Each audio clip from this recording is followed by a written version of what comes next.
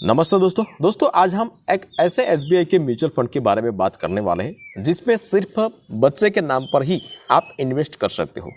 अगर आपके घर में 0 से लेकर 17 साल के बीच कोई भी बच्चा है तो इसके नाम पर आप सिर्फ 500 रुपये से शुरुआत कर सकते हो। और इसका रिटर्न की बात करें, इसका परफॉर्मेंस, लास्ट परफॉर्मेंस की बात करें दोस्तों तो लाजवाब परफॉर्मेंस रहा है।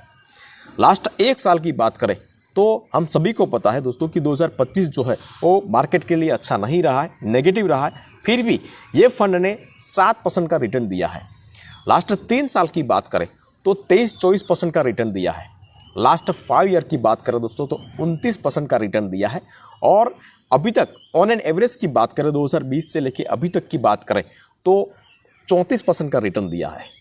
अब 34% का रिटर्न मतलब कि मान लीजिए कि आज से 5 साल पहले अगर आपने सिर्फ 50,000 रुपये इन्वेस्ट किए होते तो आज ये 50,000 रुपये की कीमत हो जाती 2 लाख के आसपास। जी हाँ दोस्तों, तो इस फंड का नाम मैं आपको बता देता हूँ दोस्तों, SBI children fund investment direct growth. अब ये फंड जो है वो पहले एसबीआई मैग्नम चिल्ड्रन फंड्स के नाम से जाना जाता था, तो वो नाम अभी चेंज हो गया है। तो इसके बारे में मैं आपको, इसका क्राइटेरिया भी काफ़ी सारा है और इसका नियम भी काफ़ी सारा है, तो मैं आपको A to Z माहिती इस वीडियो के माध्यम से बताऊंगा। तो वीडियो को लास्ट तक देखते रहना। तो चलिए शुरू करते हैं। तो एसबीआई के ये बेस्ट प्लान के बारे में मैं आपको A to Z माहिती इस वीडियो के माध्यम से बताऊंगा दोस्तों, और साथ ही साथ ये भी कैलकुलेशन करके बताएंगे कि कैसे हम महीने 500 रुपये की SIP करके आने वाले समय में 71 लाख का रिटर्न पा सकते हैं। या तो अगर आप इसमें लमसम करते हो तो कैसे आप 40,000 रुपया एक बार इन्वेस्ट करके आप करोड़ रुपये का रिटर्न पा सके। तो तमाम कैलकुलेशन और तमाम डिटेल मैं इस वीडियो के माध्यम से आपको बताऊँगा। तो SBI magnum children benefit fund जिसे अब जो है मतलब कि नाम बदल दिया गया है और अब वह SBI children fund investment plan के नाम से जाना जाता है। यह फंड खासतौर पर बच्चों के भविष्य के लक्ष्यों जैसे हायर एजुकेशन या तो शादी के लिए बनाया गया है। इसने पिछले सालों में काफ़ी अच्छा रिटर्न दिया है, मतलब कि पिछले 5 साल की बात करें तो 34% का रिटर्न दिया है, मैंने जो अभी आपको बता दिया है। और इसमें आपको निवेश करने का 2 ऑप्शन आपको मिलेगा दोस्तों। इसमें थोड़ा रिस्क वाला भी है और कम बिना रिस्क वाला भी है। तो अगर बिना रिस्क वाले में आप इन्वेस्ट करना चाहते हो तो यहाँ पहला ऑप्शन आपको सिलेक्ट करना पड़ेगा, जिसका नाम है सेविंग प्लान। सेविंग प्लान, इसमें ज़्यादातर निवेश सेविंग इंस्ट्रूमेंट या तो सरकारी बॉन्ड या तो फिक्स डिपॉजिट में किया जाता है।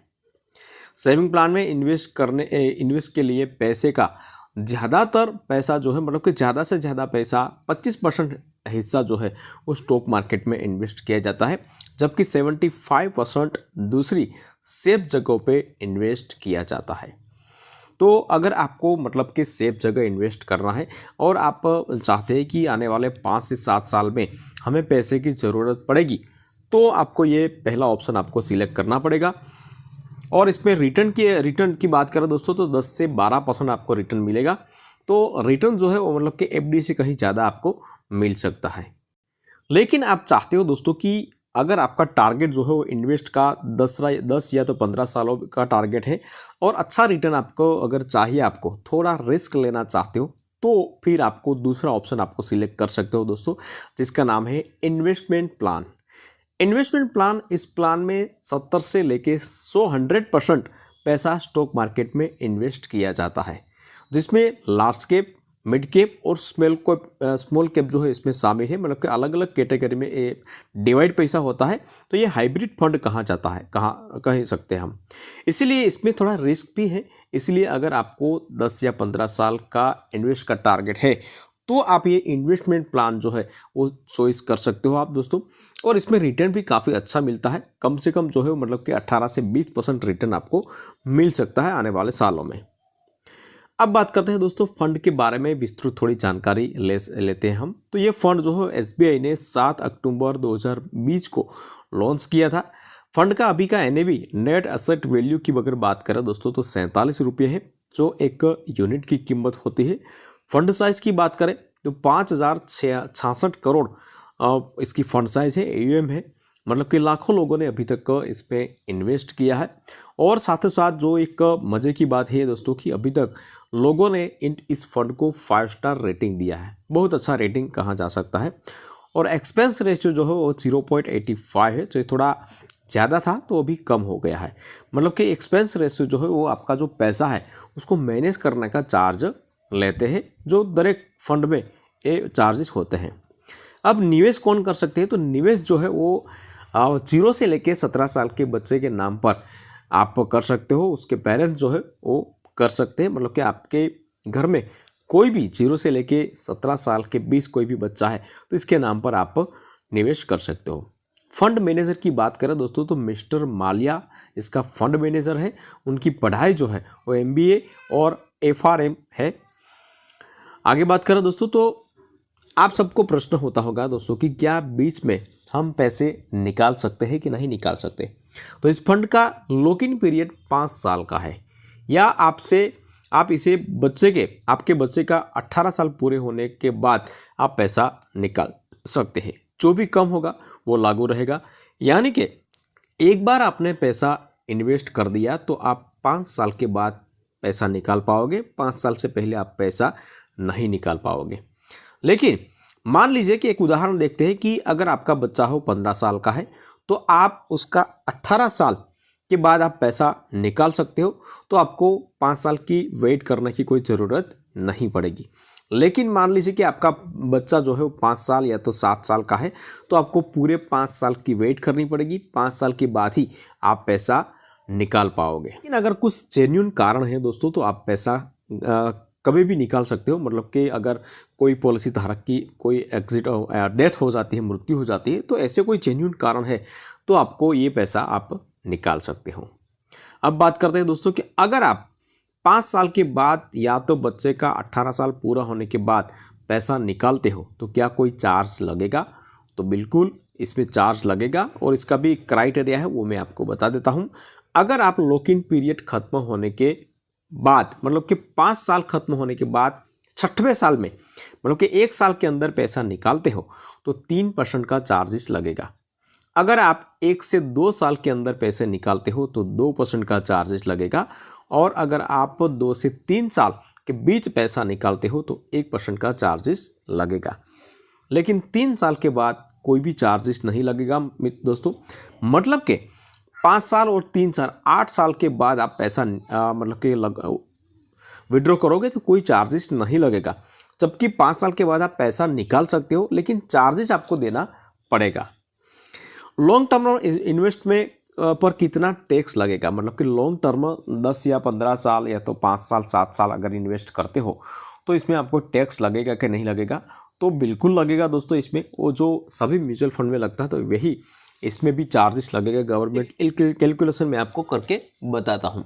मान लीजिए कि आज जो है आपने 5 लाख रुपया इन्वेस्ट किया है और आने वाले 10 साल में आपका 5 लाख जो है वो डबल हो गया है, मतलब कि 10 लाख रुपया हो गया है। ठीक है, तो आपने 5 लाख रुपये का प्रॉफिट किया है।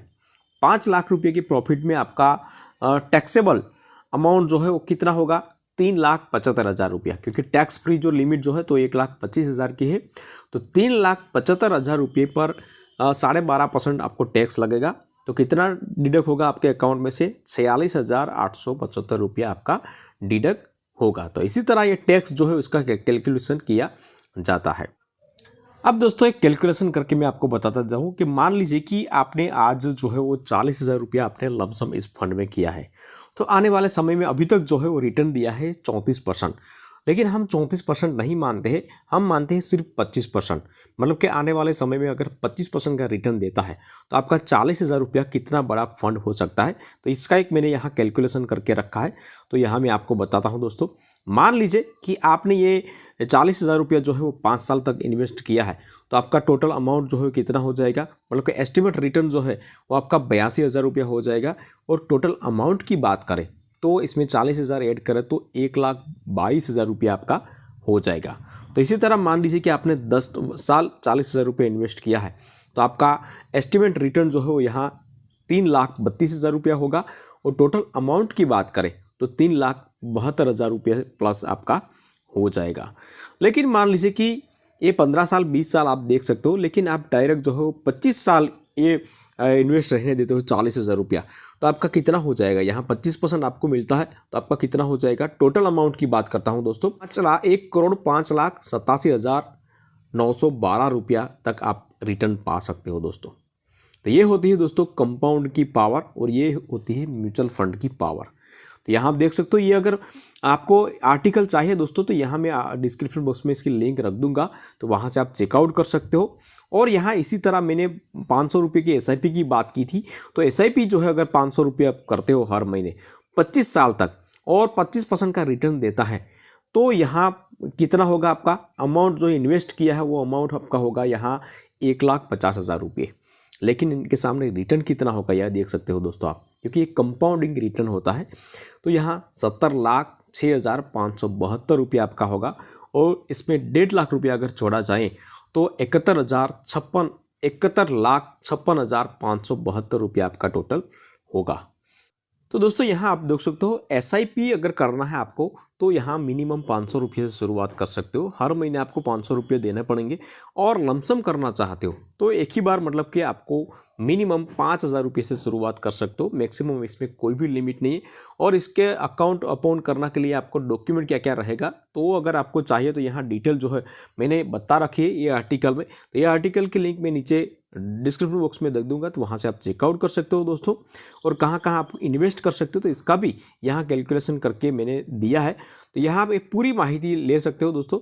वीडियो पसंद आया तो वीडियो को एक लाइक ज़रूर कर लेना, शेयर करना और चैनल पे नहीं आया है तो चैनल को सब्सक्राइब जरूर कर लेना।